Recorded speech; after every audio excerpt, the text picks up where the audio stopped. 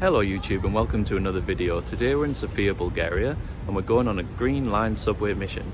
Behind me is Haji Dimitar station, the first station on the line. We're going to go down the line, check out some of the stations inside and also explore a few of the areas around there. Today it's a little bit chilly, it's 5 degrees.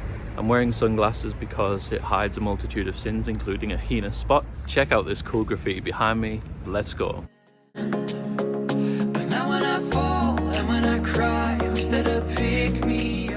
Entering the station, the first thing to do, as always, is to grab a ticket. You can get a single ticket for 1 leva 60, or you can get a day ticket for 4 leva, which is really good value, where you can go on and off the subway all day. As you can see here, the machine is not working, so you have to buy it from the cashier in the booth. And actually, if you want the 4 leva day ticket, as you can see here, the green one, you do have to always buy that from the cashier in the booth. And another point about it, which I didn't realize until now, as you can see when I try and put the ticket on, it goes red, is that you have to validate the ticket every time with the person in the booth before going through, which can become a little frustrating, as you have to do this at every single station. Go to the booth, give it to the person, get it validated. But for 4 leva, it's about £2 or less per day to go on and off. It's amazing value. Here's a quick look at some of the stations that we're going to be stopping off at today on the Green Line.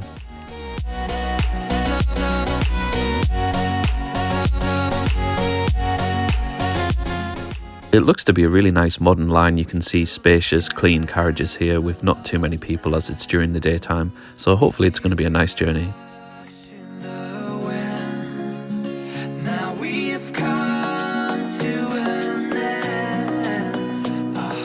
Now let's head away from the metro, out of the station, and see what we can find in this first area.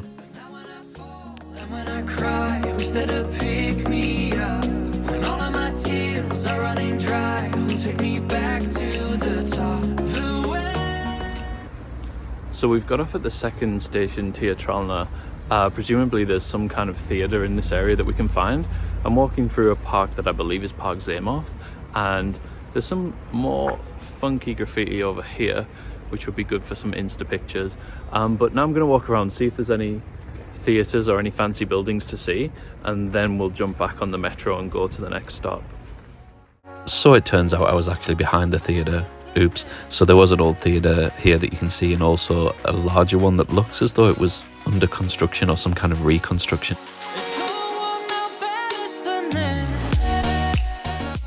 And here's a little look at the park surrounding the theatres and the construction work. We're now going to move on towards the centre. You can see a line map here showing how the Green Line goes from the east of the city towards the west.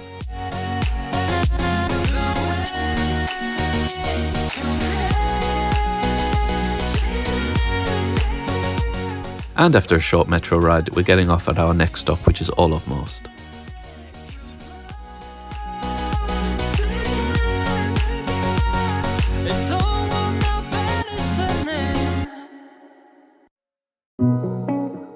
And here we're taking a look at Eagle Bridge, which was constructed in 1891 by Czech architect Václav Prosek. It crosses over the Perlovska River in central Sofia.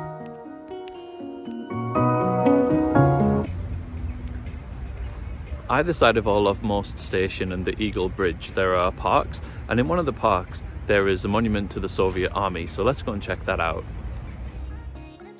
The monument was built in 1954 to honour the Soviet soldiers who died in Bulgarian efforts during World War II.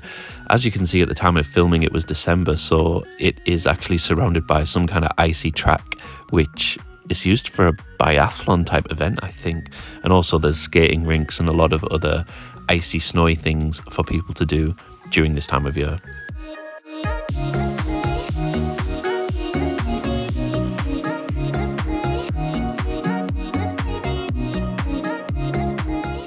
Parts of the park are a little run down, such as these table tennis tables. There's also a skate ramp as well, but I think the run-down graffiti nature just adds to the whole culture and texture of it. There's also a cute little Christmas market at the side of the park. There's a few others as well in the city centre, which are really nice when lit up at night. We're going to see more of those in some of the other videos from Sofia.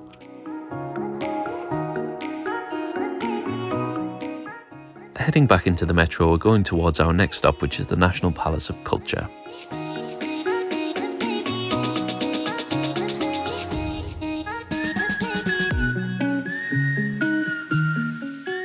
Here on the metro map you can see the short hop we did from Most to the National Palace of Culture.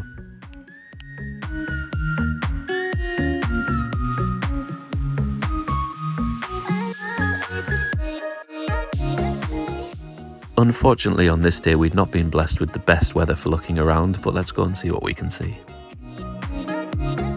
The National Palace of Culture is the largest multifunctional conference and exhibition centre in southeastern Europe.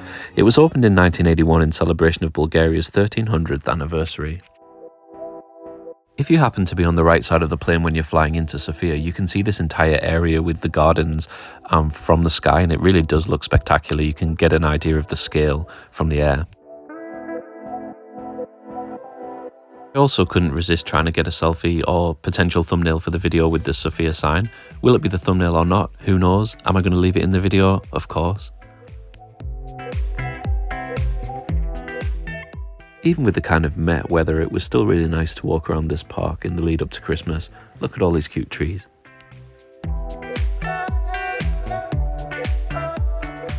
There are also some important monuments to look around in the park as well. This is the Temple of the Bulgarian Martyrs, which was dedicated to the victims of communism between 1944 and 1989.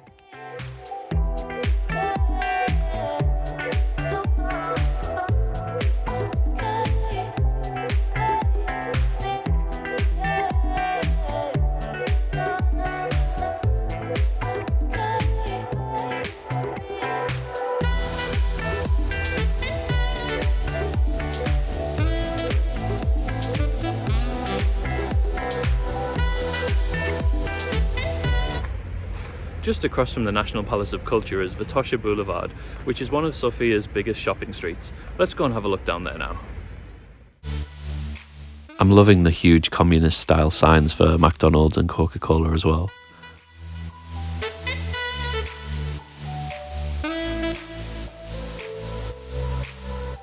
And here's a bit of Vitosha Boulevard, which has got all different types of stores. It also has some coffee shops, which is perfect for me to stop off for a cup of tea.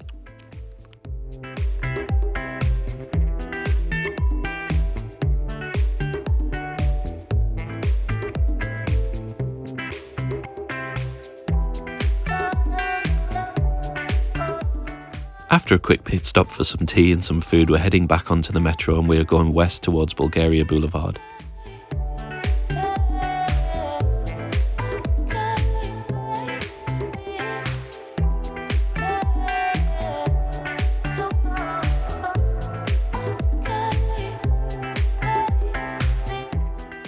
As you can see from the footage, most of the stations on this line are in a fairly similar modern design, very clean, colourful, pretty.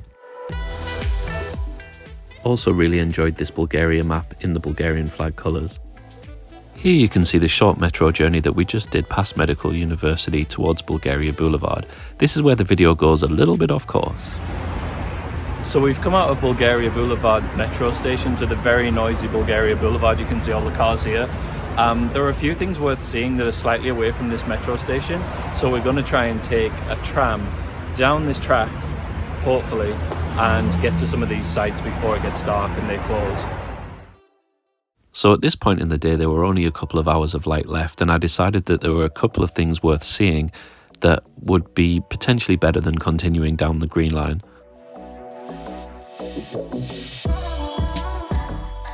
So here we are taking the tram number 27 down towards Bulgaria Mall.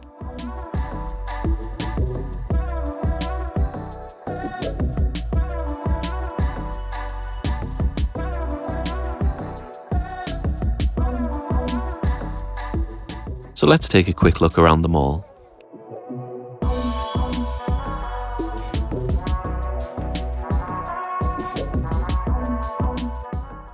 It's another place that's well decked out with Christmas decorations, trees, huge gifts, looking very pretty.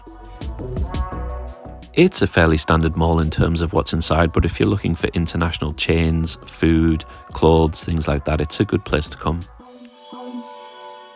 So the main place that I wanted to find in the end of the video was Boyana Church and also the National Museum of History, which is on the way.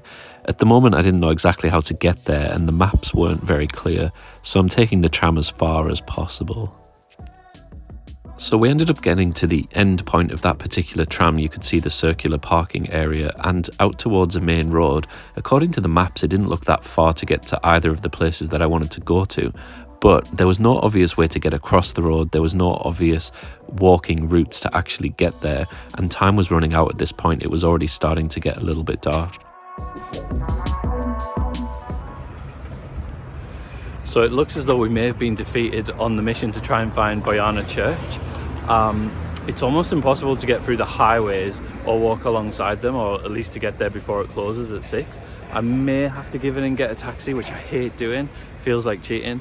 But if I can flag down a taxi that goes there, we may be able to go there to finish the video at Boyana Church. Or something else. No, he does not have it. He does have yellow taxi and taxi me, but this is yellow taxi, but you need to have Bulgarian. So after stopping a few taxis, I ended up actually jumping into somebody else's taxi, a very kind woman who was almost at the end of her journey and said she was just going to get out at her stop and then I could continue with the taxi. But it was very difficult actually getting a taxi because everybody apparently has a Taxi Me or Yellow Taxi app, and you need a Bulgarian number for most of them. Anyway, after speaking to about 5 taxis that were full and eventually jumping in one, here we are arriving at Boyana Church.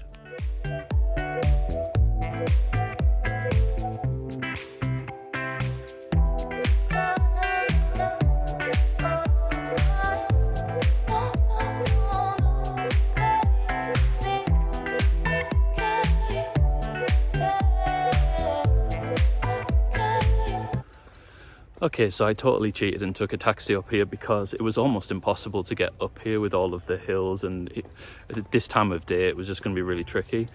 Also, they don't seem to use Uber in Bulgaria, so I had to just flag down a random taxi. It happened that there was a really nice girl in there who spoke English, and she said, oh, just jump in the taxi as far as she was going, about a minute away, and then you can take over the taxi from there.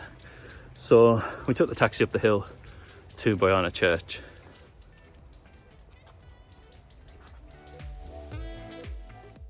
Boyana Church is a medieval Bulgarian Orthodox church, which as you can see is situated on the outskirts of Sofia, and it was completed in the early 11th century. The building was also added to the UNESCO World Heritage List in 1979.